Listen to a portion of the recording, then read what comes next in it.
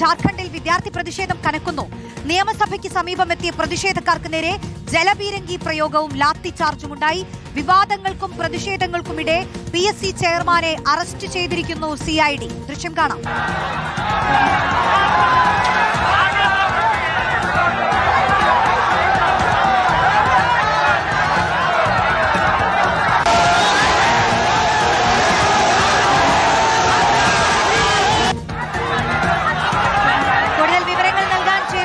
YS അഭിനന്ദാണ്. Abhinand, ആളിക്കത്തുകയാണ് പ്രതിഷേധം.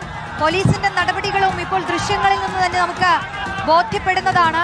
നിലവിൽ എന്താണ് സാഹചര്യം?